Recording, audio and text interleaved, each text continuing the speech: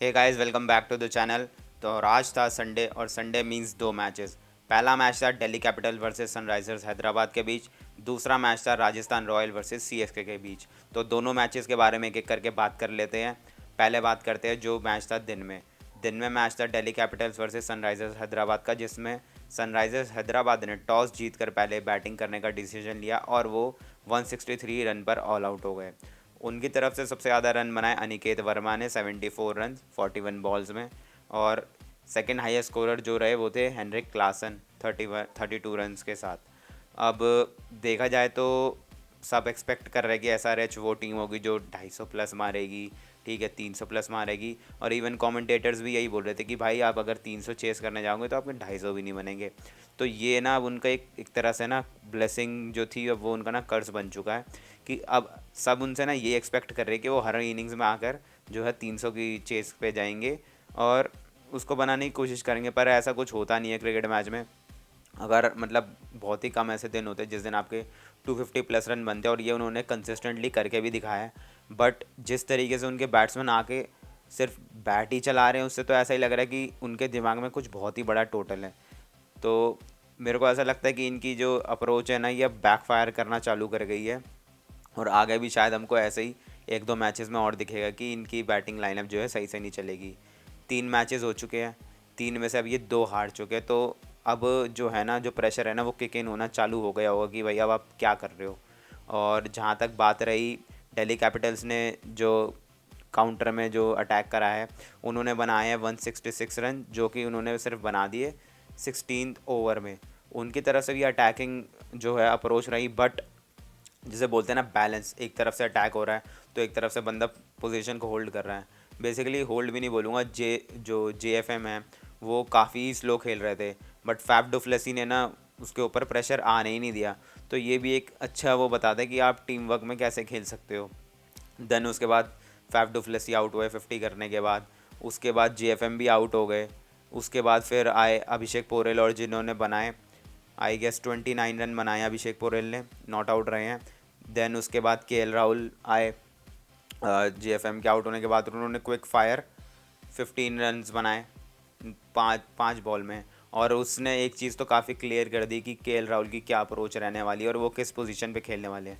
Number 4 पर वो आए थे, और पहली बॉल जो थी वो चौके के लिए गई, बट वो लगा नहीं कि इतना उन्होंने मारा। बट सेकंड बॉल पे जो उन्होंने मोहम्मद शामी को 6 मारा, उसने बहुत सारी चीज़ें क्लियर कर दी है। और आई थिंक दिल्ली का जो स्क्वाड है वो उनको बैक करने वाला है। देन उसके बाद उनका विकेट गिरता है, फिर आए ट्रिस्टन स्टम्प्स और उन्होंने 21 रन बनाए 14 बॉल में। तो देखा जाए तो दिल्ली के लिए ये बहुत ही बढ़िया मैच रहा। फील्डिंग का आज फिर से मतलब 10वां मैच था ये, आज भी 2 कैचेस छूटे। दो क्या, मैं एक ही बोलूँगा, एक तो काफ़ी डिफ़िकल्ट था, मतलब थे दोनों ही मुश्किल। बट कैचेस तो अगर आपके हाथ में बॉल लग गई और वो छूट गई है तो उसको ड्रॉप ही माना जाएगा। लेकिन उसके बाद बहुत अच्छे 3 बढ़िया बढ़िया कैचेस भी पकड़े उन्होंने, तो उन्होंने रिडीम कर लिया अपने आप को। देन बात आती है एसआरएच ने भी आज एक कैच ड्रॉप करा। एक करा, आई गेस उन्होंने भी 2 ही ड्रॉप करे हैं। एक तो मैंने पैट कमिंस को देखा है जो मेरे को याद है अभी। अब बॉलिंग की बात कर ले तो सी, उनकी बॉलिंग जो है उनका स्ट्रॉन्ग, मैंने उनको कभी ऐसा बॉलिंग साइड जो है स्ट्रॉन्ग माना ही नहीं। एसआरएच की बात कर रहा हूँ मैं, क्योंकि विकेट जो है ना यहाँ पर बैटिंग फ्रेंडली ही होने वाली है। और अगर आपकी बैटिंग अच्छी नहीं करेगी तो आप मैच नहीं जीत पाओगे। अब देखा जाए तो पैट कमिंस के लगातार पहले जो 2 ओवर थे, पहली बॉल पे चौका मारा। जब आपके पहले ही बॉल पे चौका लग जाता है ना, तो बैट्समैन जो है ना थोड़ा सा ये भी सोचता है कि या तो मैं इस ओवर को बड़े ओवर में कन्वर्ट कर दूं, या तो दूसरी उसकी अप्रोच ये रहती है कि अब मेरे ऊपर प्रेशर नहीं है क्योंकि मैंने पहली बॉल पे जो है बाउंड्री लगा दी है। तो अगर मैं सिंगल भी लेता हूँ तो एटलीस्ट 8 या 9 रन तो बनेंगे, और स्कोर इतना बड़ा था नहीं कि उनको जो है अननेसेसरी रिस्क लेना पड़े। बाकी बोलने के लिए तो बहुत सारी चीज़ें हैं, बट 2 मैचेस है तो दूसरे मैच की बात कर लेते हैं। अब दूसरा मैच जो था वो था गुवाहाटी में Rajasthan royal versus Chennai super Kings के बीच। और टॉस जीतकर जो है बॉलिंग करने का डिसीजन लिया सीएसके ने, और ओपनिंग करने के लिए वही संजू सैमसन आए जो कि एज अ इम्पैक्ट प्लेयर खेल रहे थे, और उनके साथ थे यशस्वी जायसवाल। जायसवाल ने स्टार्ट वही एक पावरफुल ड्राइव के साथ करा, फिर वो तीसरी बॉल पे कैच आउट हो गए। अब यशस्वी जायसवाल का जो है ना थोड़ा सा टाइम जो है पूरा चल रहा है, और अभी यही वो मोमेंट होते हैं ना कि जहाँ आप यहाँ से कमबैक कैसे करेंगे वो आपको डिफाइन कर देता है। और उसके बाद आए बैटिंग करने नीतीश राणा। अब जो मैंने टीम की जो वो बनाई थी, वीडियो बनाई थी कि क्या इनकी प्लेइंग 11 हो सकती है, और उसमें मैंने नीतीश राणा को नंबर 3 पर ही रखा था। और फाइनली आज वो अपनी पोजीशन पर खेलने आए और उन्होंने 81 रन्स मारे भी, और जिसकी वजह से ना उन्होंने अपने पावर प्ले को भी काफ़ी अच्छे से यूटिलाइज़ करा। अब दोनों टीम के अंदर जो मेजर डिफरेंस मेरे को लगा ना वो पावर प्ले का ही था, जिसकी मैं अभी बात आगे करूँगा। और संजू सैमसन ने भी कंट्रीब्यूट करा अपना, उन्होंने 23 रन मारे, 23 नहीं मारे उन्होंने, 21 आई गेस 20 रन मारे उन्होंने। और फिर आए रियान पराग जिन्होंने 37 रन मारे। तो सबने देखा जाए तो लोअर मिडल ऑर्डर में से हिटमायर ने 19 रन मारे, तो सबने कंट्रीब्यूट करा ही है।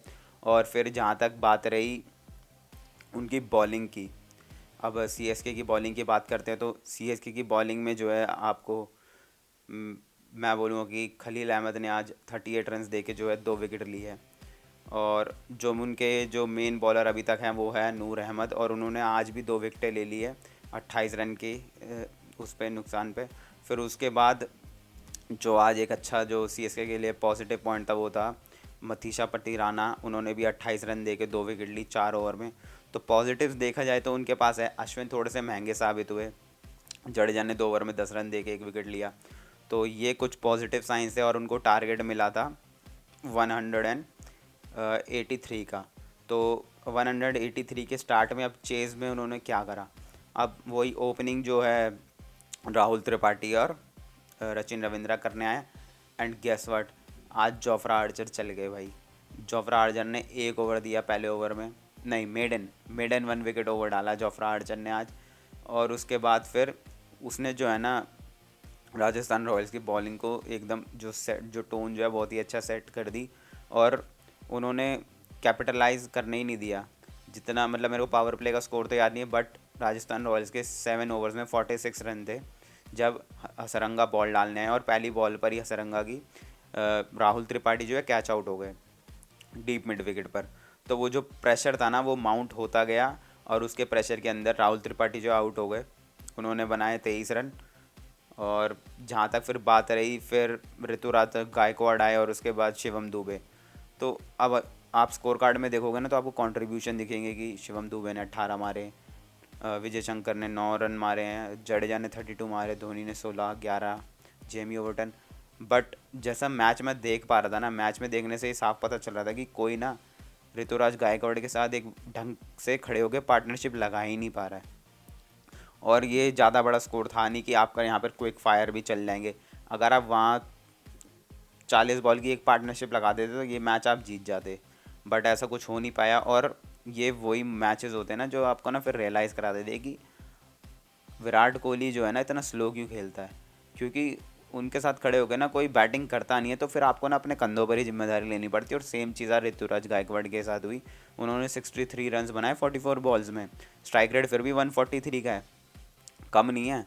लेकिन ऐसा ही आपको वहाँ पर भी देखने को मिलेगा, जब आपके साथ वाले कंट्रीब्यूट नहीं करेंगे ना तो फिर आप लोन वॉरियर हो जाते हो और आपको फिर चलाना पड़ता है अकेले ही। अब बात कर लेते हैं फिर जब कॉन्टीन्यूस जो है विकेट गिरते रहे, बेस्ट बॉलर जो थे वो आरआर के वो थे हसरंगा, जिन्होंने आई गेस उन्होंने भी 28 रन दे के 35 रन दे के 4 विकेट लिए हैं। और उसके बाद जो सेकंड बेस्ट बॉलर थे वो थे जोफ्रा आर्चर, जिन्होंने 3 ओवर डाले 13 रन दिए और 1 विकेट लिया रचिन रविंद्रा का। इनफॉर्म प्लेयर को उन्होंने पहले ही ओवर में आउट कर दिया। फिर अब देखा जाए तो कुछ ऐसे पॉइंट्स थे जहाँ मेरे को ऐसा लग रहा था कि आरआर अपना मैच जो है लूज़ कर सकती थी। आखिरी ये 2 ओवर में चाहिए थे 39 रन्स। अगर मी बीइंग एन कैप्टन, मैं अगर वहाँ कैप्टन होता तो शायद मैं 19th ओवर जो है जोफ्रा आर्चर से डलवाता और 20th ओवर संदीप शर्मा से। एक और जो कॉल मेरे को लगी कि आपने 18th ओवर जो है तीक्षणा से डलवाया, जो कि वहाँ मेरे को बहुत अच्छा लगा कि मैं गलत प्रूव हुआ, और तीक्षणा ने वो बहुत ही बढ़िया ओवर डाला, ठीक है। लेकिन वही बात है कि तुषार देशपांडे को 19th ओवर में आप 19 रन तो उनको पड़ ही गए, पर रन तो आर्चर को भी पड़ सकते थे, बट जो इस तरीके से वो बॉलिंग करते हुए आ रहे थे ना, तो उसने मतलब मैं तो उसी को ओवर देता। फिर बात रही संदीप शर्मा की, तो उन्होंने भी काफ़ी अच्छा ओवर डाला और ये शायद उन्होंने दूसरी बार जो है आखिरी ओवर में 20 रन डिफेंड करे अगेंस्ट सीएसके। तो अब देखा जाए तो संदीप शर्मा जो है एक रिनाउंड डेथ ओवर स्पेशलिस्ट अब बनते जा रहे हैं और उनकी टीम उनको बैक भी कर रही है, जो कि एक बहुत अच्छी चीज़ है। और इसी के साथ आज का मैच जो है राजस्थान रॉयल्स जीत गई 6 रन से। अब इनके मैच में अगर कैच ड्रॉप्स की बात करें तो सीएसके से जेमी ओवर्टन ने कैच छोड़ी और एक डिसीजन जो कि अब लगता है लोग, देखो वही बात है ना, पहले लोग, अभी आप जाओगे ना ऑनलाइन देखोगे तो सब क्या बोल रहे होंगे कि भाई धोनी इतना ऊपर बैटिंग करने ही क्यों आया। ठीक है, पिछले मैच में वो इतनी नीचे बैटिंग करना है तो सब ये बोल रहे थे कि भाई आप इतना बढ़िया खेल रहे हो तो आप ऊपर ही बैटिंग करने आ जाते। ठीक है, अब वो ऊपर बैटिंग करने आए तो आज भी नहीं जीते। तो यही बात होती है जब आप थोड़े से ना फेमस हो जाते हो ना, तो ये उसका कर्ज है कि आप अच्छा करो तो भी लोग आपको गाली देंगे और आप बुरा करो तब भी लोग आपको गाली ही देंगे। मेरे को पर्सनली ऐसा लगता है कि जेमी ओवर्टन जो है वो ऊपर बैटिंग करने आ सकते थे, क्योंकि मैंने मतलब टी T10 जो चलती है लीग्स और ICL T20 जो चलती है, वहाँ पर मैंने जेमी ओवर्टन को ना ऐसे ही फाइनल ओवर में 18-19 रन मारते हुए देखा है। और आज भी वैसे 4 बॉलों में 19 रन चाहिए थे जब जेमी ओवर्टन बैटिंग करने आए थे और 11 रन बना भी दिए थे। 5 में चाहिए थे, सॉरी 5 में चाहिए थे। तो ठीक है, बट वही अगर शायद वो MSD की जगह आते तो क्या पता मैच बन जाता, क्या पता मैच नहीं भी बनता, ये भी पॉसिबिलिटी, देखो पॉसिबिलिटी तो दोनों ही है। बट अगर बन जाता तो CSK के लिए बहुत ही बढ़िया रहता, क्योंकि फिर जो MSD है वो इवेंचुअली जो है वो छोड़ कर जाएंगे ही और वो नीचे ही बैटिंग करेंगे। तो जेमी ओवर्टन को एक कॉन्फिडेंस जो मिलता वहाँ से वो आगे के मैचों में दिखता भी और क्या पता उनकी बॉलिंग में भी दिख जाता। बाकी देखा जाए तो मैच जो है मेजरली जो है जो गया हाथ से मेरे हिसाब से वो था पावर प्ले को शायद वो ढंग से यूटिलाइज़ नहीं कर पाए। विकेट उनका एक ही गिरा था पहले, मतलब अगर देखो पावर प्ले में ही आर्चर ने 3 ओवर डाले और उन्होंने 13 रन दे के एक विकेट लिया है। तो मैक्स टू मैक्स जो है ना 35 आई गेस इतना ही रहा होगा। तो वहाँ पर शायद मैच जो है थोड़ा सा उनकी तरफ झुक गया। बाकी यार ये तो होता ही रहेगा। और अब जो मैंने बोला था कि जैसे जैसे हम मैचेस में आगे बढ़ेंगे टीमों को अपने जो प्लेइंग 11 है वो समझ में आने लग जाएंगे। और मेरे हिसाब से जो नीतीश राणा का डिसीजन था नंबर 3 पर आने का और रियान पराग का वापस नंबर 4 पे जाने का, वो बहुत ही अच्छा डिसीजन है।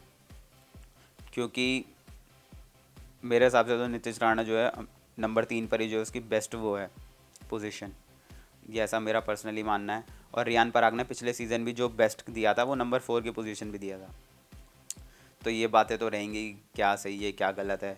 बाकी आपको क्या लगता है कि इस मैच से क्या टर्निंग पॉइंट था दोनों ही मैच में भी, और जो भी आपका बेस्ट मोमेंट रहा हो इस इन दोनों मैचों का, वो आप कमेंट सेक्शन में बता सकते हो।